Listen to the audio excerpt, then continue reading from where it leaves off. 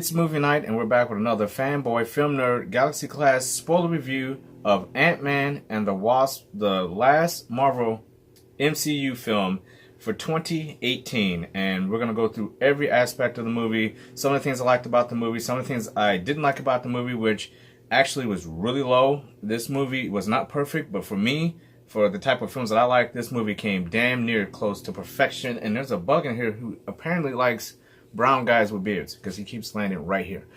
So let's get into the cast real quick. I got all my show notes up here, so let's just go ahead and get into it. Obviously, we know Paul Rudd's in the film, Evangeline Lilly, Michael Douglas, Michelle Pfeiffer, Michael Pena. I mean, we're going to go through each one of these characters before.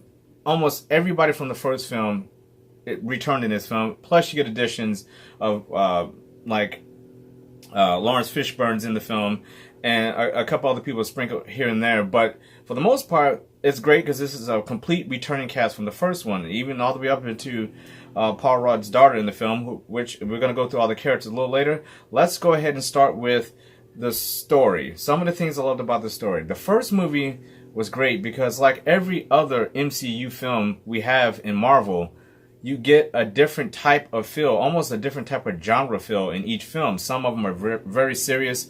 Some of them are more action. Some of them are comedies. So we get a whole bunch of them. And what I liked about Ant-Man was that the original Ant-Man was a comedy, but it also, in its essence, in its core, it was a heist film. And I am a sucker for heist films. So that's one of the reasons why I liked the first film so much. I was actually shocked because I didn't know anything about Ant-Man. Well, I shouldn't say anything.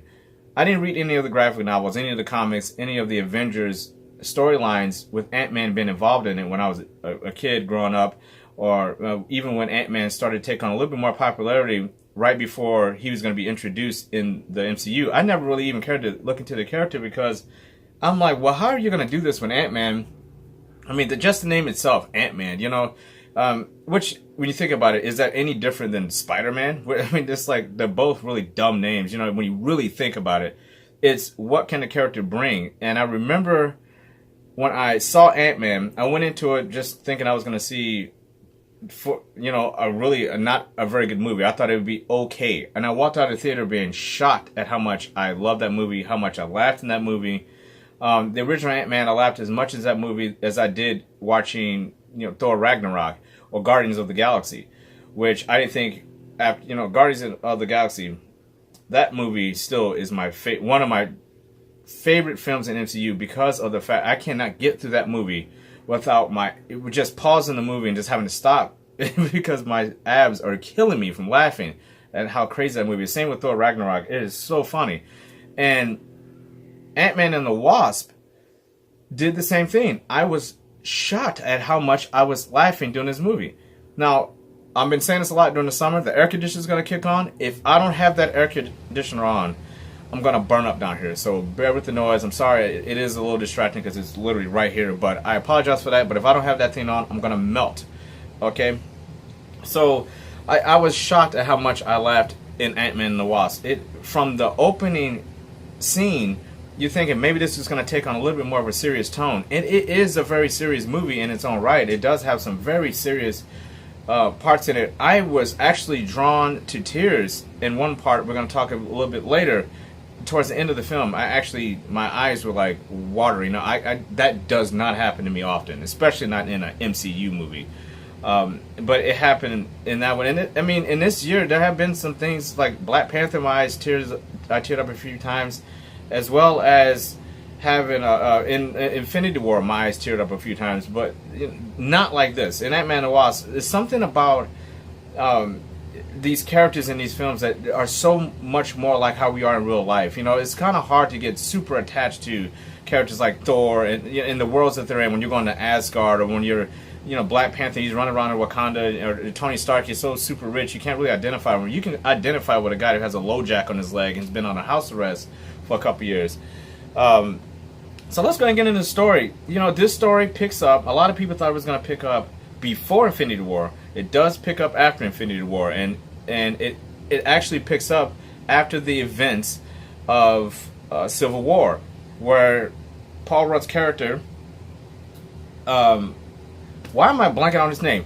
let's get into the characters here. So let's pull this up so we can get this in here. So I don't always have to say these guys' names. But he was Ant-Man is basically put on house arrest for 2 years with a plea deal after his involvement in Civil War with helping out the Avengers during their great, airport scene battle or whatever. And not only is he put under house arrest, but he's also estranged from Evangeline Lilly's character and Hank Pym, who's played by Michael Douglas. They're pissed at him because after he used their suit to get involved with that Civil War incident at the airport, now Hope and Hank are being investigated by the FBI, and they're on the run from these people, all because Paul Rudd's character of hold on, let's get in here so we can know exactly what we're saying here. Scott Lang. I don't know why I cannot remember that dude's name, but Scott Lang, Paul Rudd. After Scott took their suit, they're now on the run.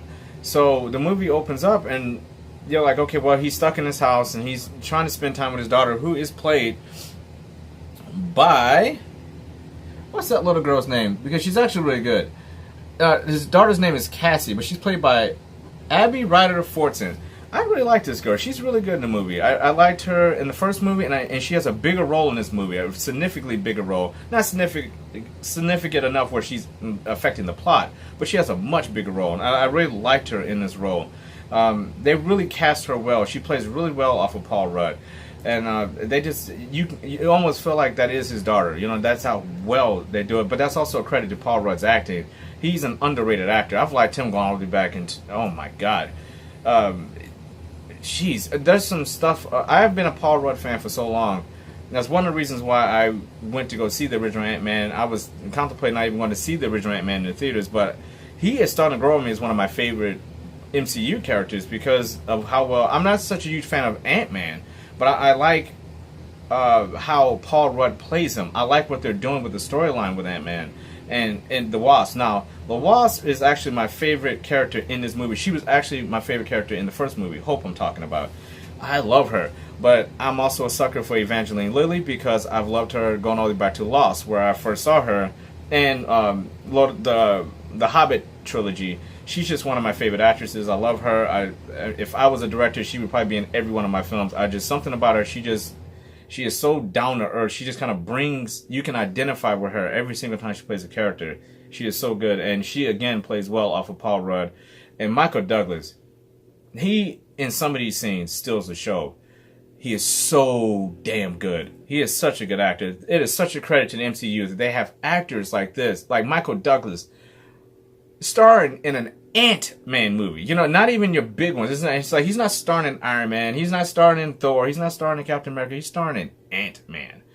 You have Michael Douglas in there. You have Lawrence Fishburne, Michelle Pfeiffer, Evangeline Lilly, Paul Rudd. The MCU, Disney is just killing it with these casts, man.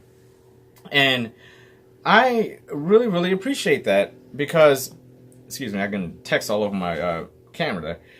I appreciate that because they could go another route and save them some money, right? And bring in somebody who's, who's okay. They just like, no, let's get the best fucking actors we can possibly get and put them in these roles, no matter how little the role is. I mean, if you look at the supporting cast in here, Randall Park, he played Jimmy Woo, the FBI agent.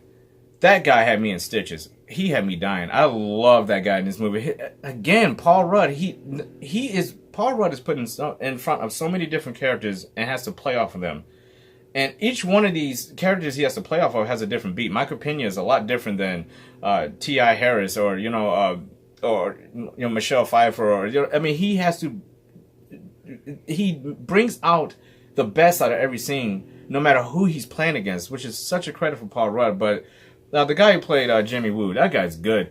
I love. He had me dying laughing. But it's just stuff like that. Like when you have a character like, they could have gotten anybody, but they got somebody who's a good actor to play a role that most other studios would just typecast and just be done and be like, who cares, right? Let's get some anonymous actor. But you get good actors. You got Judy Greer playing the little girl's mother, Cassie's mother. Again, you have Judy Greer playing such a small role, but it's Judy Greer, and she just pops in here. I mean, it's just amazing what they can do with these characters. Now, let's talk about the villain.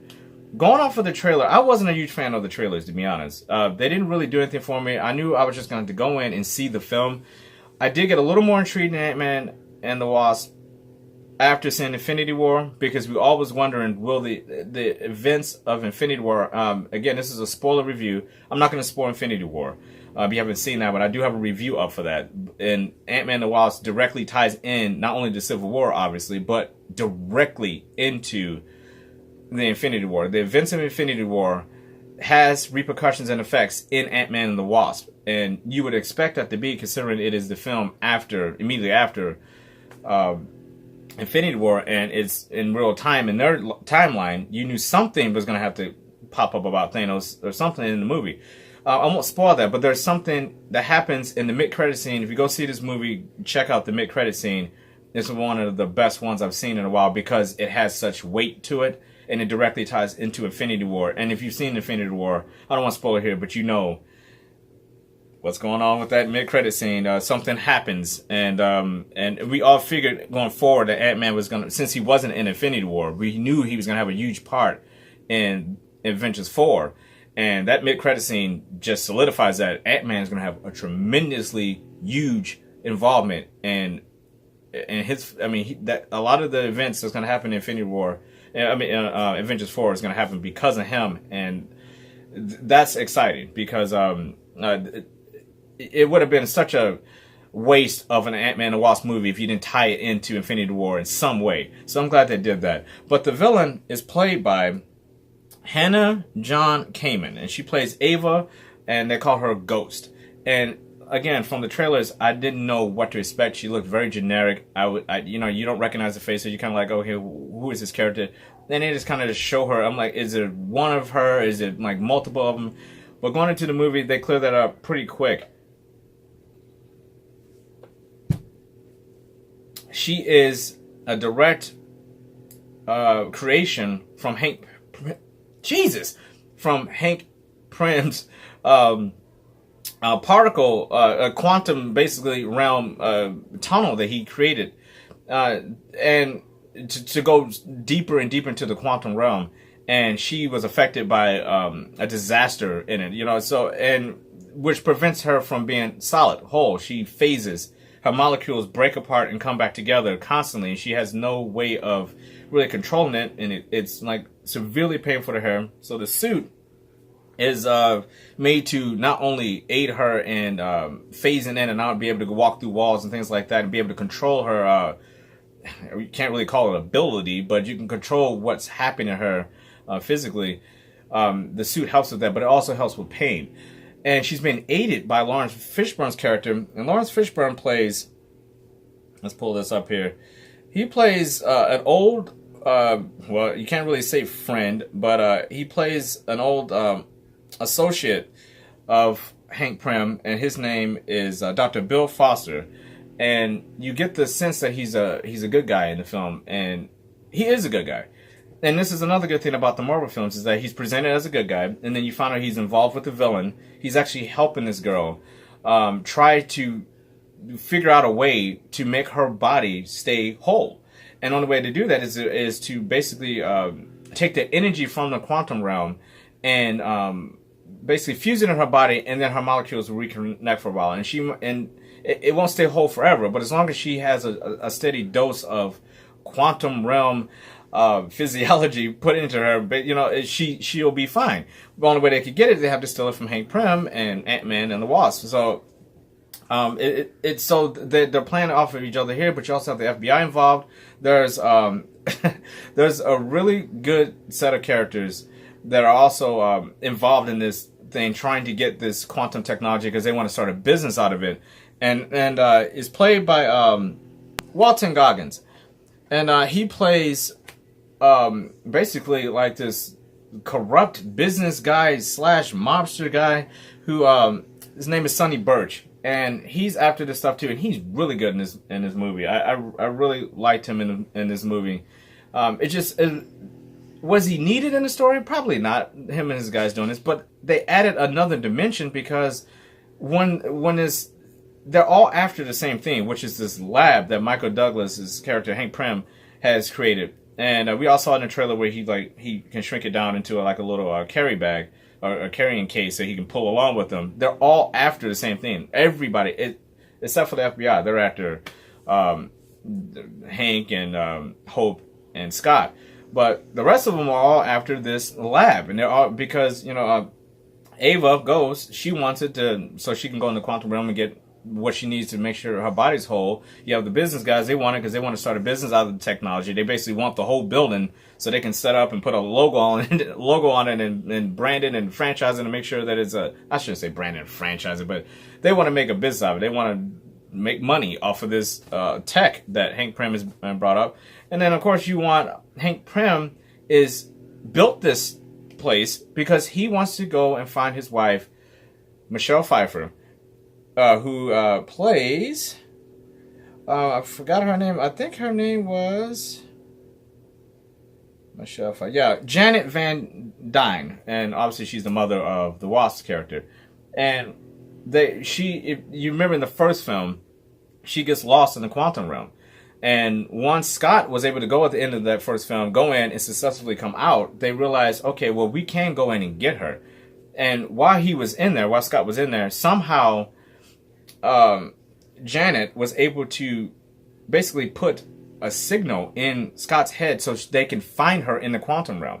So Hank and Hope are both working just tirelessly to try to get this quantum realm tunnel working so they can pinpoint her location and go in and find her and pull her back out. Which, again, makes this lab a very, very important piece of the movie because everybody wants it for a different reason. And in the end, it all basically comes together where you have Hank goes into the quantum realm and he's able to find Janet, finds her and he pulls her out. And not only that, he finds out she has his gift. She was down there for so long. And I believe she's down there for 20 years or something like that. Maybe longer than that. I think it's 20 years. But she was down there long enough where she was able to absorb the energy of the quantum realm. And she can use it at will. So when she comes out, Ava, the ghost character, is healed by Janet just by her placing her hands on her head and putting the energy that Janet has stored up in her body from being in the quantum realm for so long. She basically heals Ava, and I thought that was pretty cool because, again, Marvel was getting better with their villains. They didn't kill the ghost at the end of the film. They could have easily done something cheap like that. No, they healed her. They made her a sympathetic character. You felt bad for this villain the entire film, just like Killmonger. In a way, just like Thanos, you sympathize and you understand their point of view. So even though Ava seems like the villain, the real villains in the movie are the guys who are trying to make the building a freaking, a corporation. Those are the villains. Ava's not a villain. She's a tragic character that was put in some horrible situations, much like Winter Soldier. Just like in that movie, you think he's the villain, you find out no, he's actually just a really a person who has been through a lot and is trying to find a way to get out of it.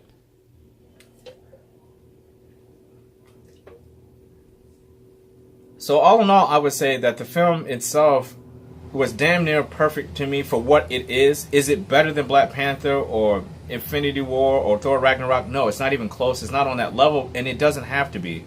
And that's what I like about these films. You can have a Thor Ragnarok, you can have a Black Panther, an Infinity War, you can have Iron Man, you can have a Captain America, Civil War, these big films, but you can also, no pun intended, shrink it down and have something on a more personal level, which is Ant-Man.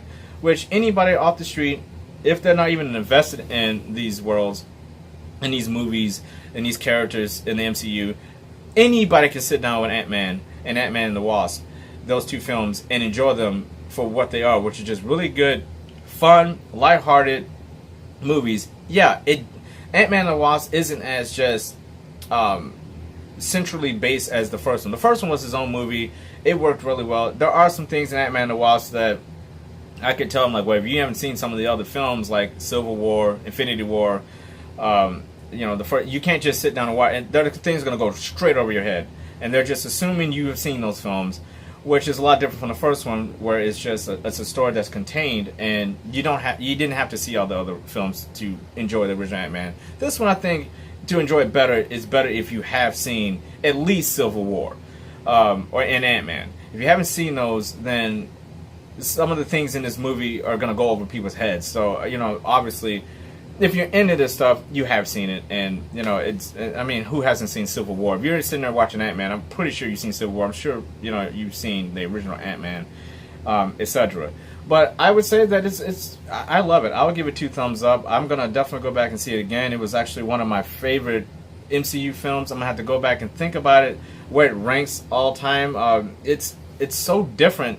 And again, no, it doesn't compare to something like Winter Soldier. It's not on that level. But for what it is, it works very well, and I like that. I like this movie. I enjoyed it from beginning to end. There are no dull spots. I thought every piece of dialogue was put in perfectly. Some of the jokes lay flat. Now, I will say this about the movie. I wasn't a huge fan of Michael Pena's character in the first film, and I liked him better in this film, but there are some times where he is annoying to me. And it's not his character. It's just where they try to overdo his humor so much where he is a cartoon character. And he sticks out to him. There are scenes where I'm just like, dude, we didn't need that line. Just go on to the next. You didn't need that. You just ruined that scene because you said that. Or you did this. Or you gave that look. I think if it was me, I would have toned him down a little bit. But people love that character. So, I celebrate anybody who likes that character. He is not bad. It's just I find that character and that style of comedy in these types of films can be a bit much if they run too much, because you already have somebody who is extremely funny without even really trying. That's Paul Rudd. He says and does things that is not even really meant to be funny, and you're laughing because he's such a goofball. In my opinion, you can tell that they're just letting him say and do whatever he wants, and they're putting in the best parts, but they just don't land for me all that much. Not when I think Paul Rudd is much funnier. And you know, even things that Michael Douglas says and Evangeline Lilly, they all have moments where those moments, which are not even comedy based, but are meant to just lean towards a little bit of humor, are much funnier than the parts that are supposed to be extreme humor, and I'm not laughing. That's a problem. But people love that character. It's whatever. So, all in all, I would say cast, great. I would say the score was unbelievable. Cinematography, it's an MCU film. It looked a lot like... it looked better to me than Ant-Man, the original Ant-Man. This one, palette-wise, the way it looked, it felt bigger than the first one. Again, you know, no pun intended, but I like that. The score was really, really good. The end credits, with the little miniature toys. I mean, everything about this movie is great. It's colorful, it's loud, it's funny. It's not as much action in it as I think a lot of people are going to think. You really don't until the third act. The second act, there's hardly any action in it at all, and it takes a while before your first scene with the Wasp. Everything with the Wasp, I love. Again, she's my favorite character. She kicks ass in this movie. If you're a woman and you want to see a strong female character, much on par with what you saw in Black Panther, and Black Widow and Infinity War and Scarlet Witch, my God, Hope as the Wasp, she kicks ass. She is not to be fucked with. I love it, absolutely love it. Go check this film out if you're into the MCU. Obviously, that's not one you want to miss. I know there's some people out there saying, well, maybe I'll just wait. This movie needs to be seen in theater because of the size and the scale this movie gets to.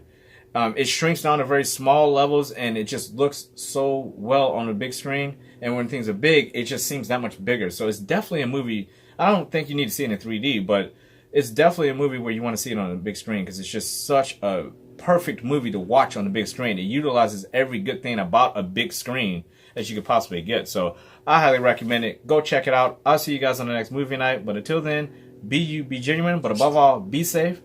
Take care.